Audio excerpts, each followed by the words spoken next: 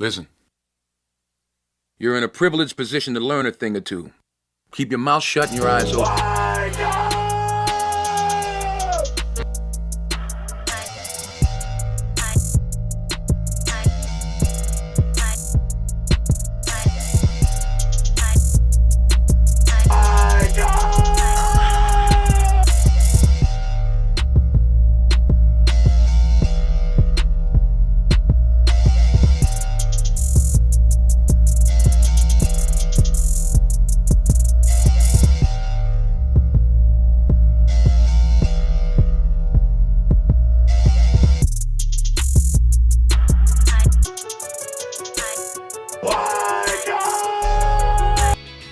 When it comes to aliens, there's some things I just can't tell you on air.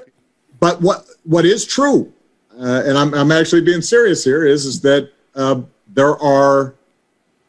there's footage and records of objects in the skies that we don't know exactly what they are. We can't explain how they moved, their trajectory. They did not have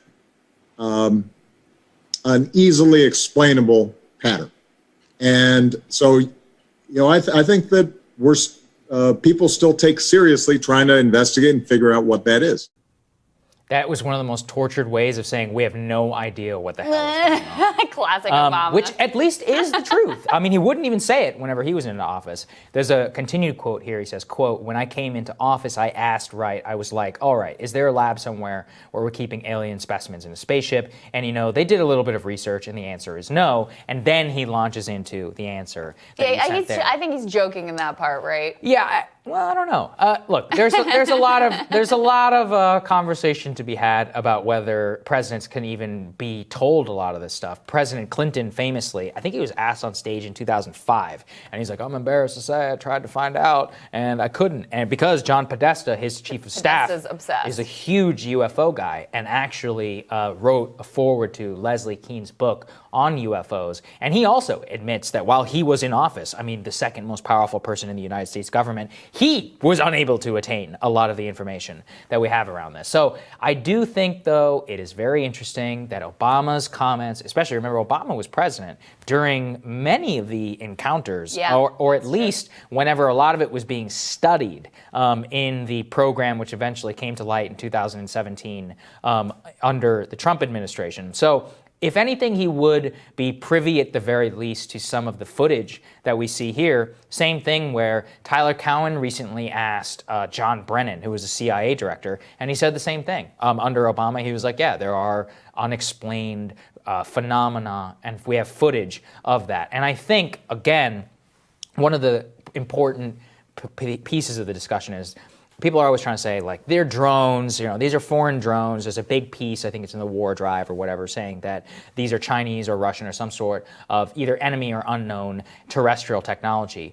Whenever people say unexplained, or whenever people talk about, and I think Lou Elizondo said this in the CBS special, we're talking about something that's going like 13,000 miles per hour, which defies all, like, the laws of physics and of known human flight.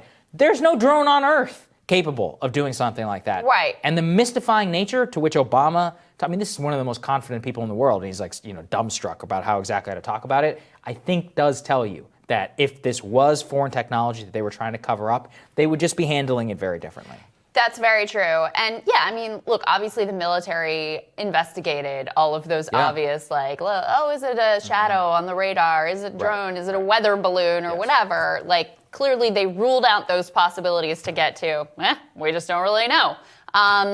For me, what's significant about this is it just shows how mainstream this conversation has become in a very short period of time. Because of 60 Minutes. Because of 60 Minutes. The big revelation in that was that one of the pilots said he saw these things every day. I know. I mean, he's like, this is a regular occurrence. We saw these things every day. I don't happen to know whether that was during the time period that Obama was president, but it very easily... Probably second half of the Bush administration, but yeah. Yeah, so this was things that were on the record already within government circles at that time. And so, but the fact of the matter is, this is probably the first question he's ever gotten on this topic. He was asked by Colbert once, and he was like, I can't tell you that. Yeah, that was it. That's it. I mean, late night comedians are the only ones who apparently ask the question about what's going on here. Instead of laughing around with Joe Biden, we should ask him about UFOs, because I'd love to know what he had to say. You know, Trump, I thought if there was ever a person who would do it, it would be Trump, in terms of the declassification, all that, but his mind was basically rotted by Russiagate declassification and all this other stuff,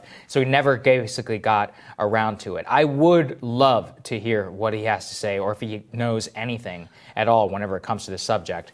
The Obama answer, again 5 years later, and he's loosening up a little bit from his Colbert interview there, even admitting to the footage post 60 Minutes interview, I do think it's very significant. I think so too. And, you know, with Biden, if he gets a question on it, like, you could see it going either way because he's very undisciplined. Yes. Like, Obama is very disciplined on these things. Biden is really undisciplined, so he'll either be completely clueless and say absolutely nothing, or he would, like, unintentionally... 781 just sped up to 46 knots, 50 knots. This morning, the sound of U.S. Navy sailors reacting to a radar screen tracking unidentified objects flying around their stealth ship. Oh, 138 knots. Holy fast. At times, the radar lighting up with 9 objects. It could be similar to those captured on night vision and infrared video, swarming warships for nearly a week in July of 2019, then disappearing without a trace. So that one's pretty much perfectly 000 relative, right? Yeah. At one point, 2 objects suddenly vanishing from the screen, something experts say can happen with smaller targets. But the man who released the leaked video, Jeremy Corbell, says it might suggest the objects went above or below the radar range. It's moving above the capacity for that radar to see it, or they're moving below, which would mean into the water. Earlier this month, the filmmaker released another video showing a flying sphere drop into the ocean. What was splashed? Saying USOs, or unidentified submerged objects, have also been tracked by the military. When asked about the radar video, a Pentagon spokesperson would only confirm they were taken by Navy personnel and were part of a review of unidentified aerial phenomenon, but wouldn't comment about how they were released. Why are they confirming these videos that are leaked to you? They want to be ahead of it, and they're out of options. There's a lot of pressure by the global public and the American public, you know, for answers. And after years of Navy fighter pilots also reporting other incidents where flying objects seem to accelerate instantly or fly at supersonic speeds without breaking the sound barrier, lawmakers on intelligence committees are demanding answers. There's enough obvious evidence here that we need to take this seriously, not downplay it, and try to gather as much information as we can to figure out what is it these pilots are seeing and what does it mean. Right now, there are a lot of unanswered questions. And of course, if other nations have capabilities that we don't know of, we want to find out. If there's some explanation other than that, we want to learn that too. Gotti, we mentioned that looming intelligence report on UFOs from the Pentagon. What can we expect from that?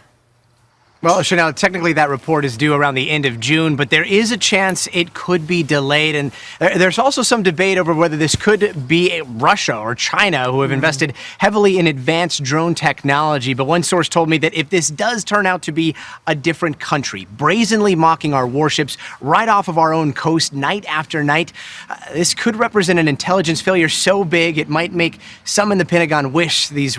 Listen. You're in a privileged position to learn a thing or two. Keep your mouth shut and your eyes open.